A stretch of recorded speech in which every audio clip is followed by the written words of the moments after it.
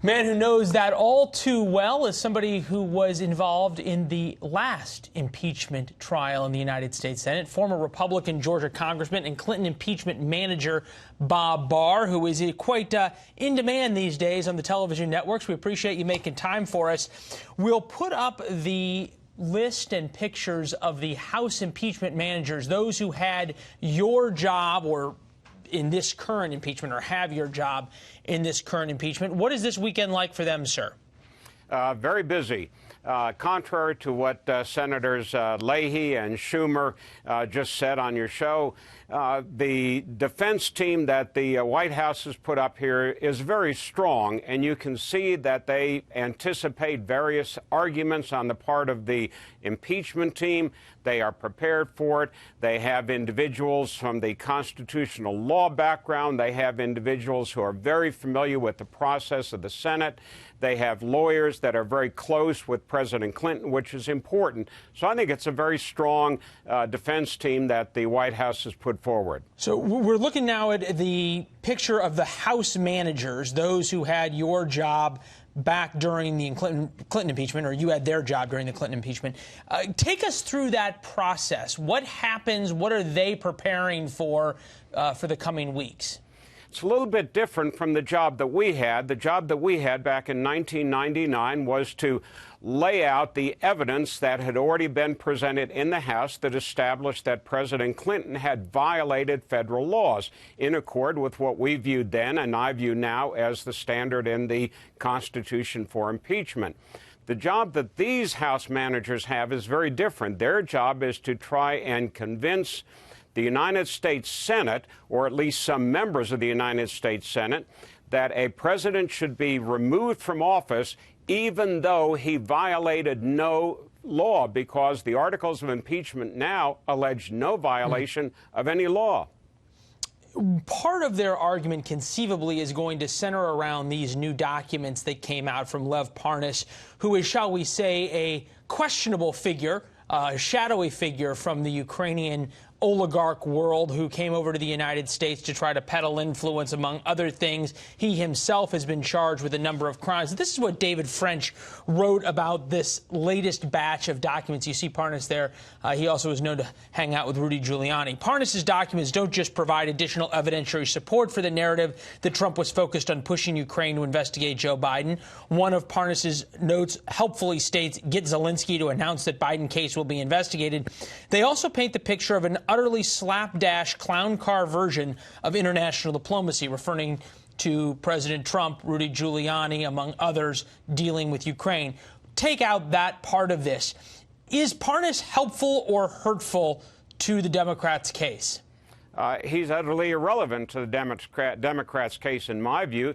If the Democrats really believed that Les Parnas is, a linchpin, a key to their case against President Trump, why in the heck didn't they interview him? Why didn't they bring him before the House Intelligence or House Judiciary Committees?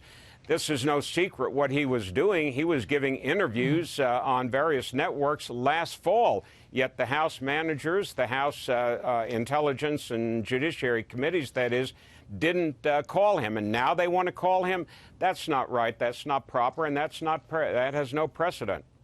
Speaking of precedent, where do we go on this issue of witnesses in the Senate? During the Clinton impeachment, we didn't see Monica Lewinsky or Betty Curry or Vernon Jordan testify because of the agreement between the majority leader and the minority leader in the Senate.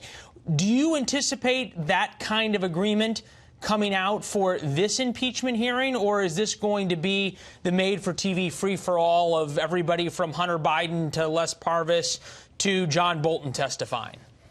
Well, first of all, one has to keep in mind that both Senators Leahy and Senator Schumer, who now are clamoring for additional witnesses and new evidence, were part of the unanimous vote in the Senate last go-round that didn't want any witnesses and didn't want any new evidence. So, now that the shoe is on the other foot, they want something quite different.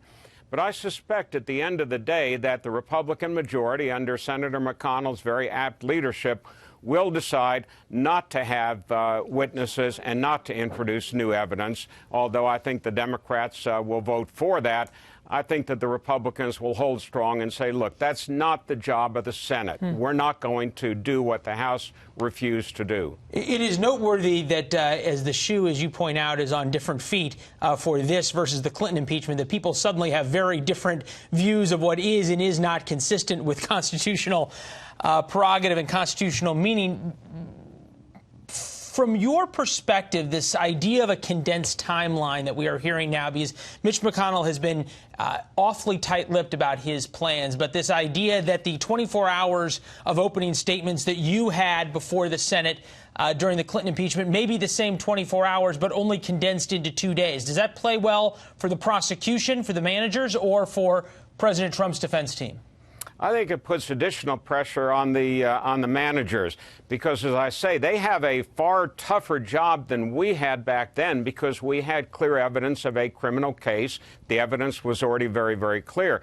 In this case, they have a very important fundamental argument that they have to overcome, and that is the Constitution requires commission of a crime on the part of a president before they can be removed from office, and the House did not show that.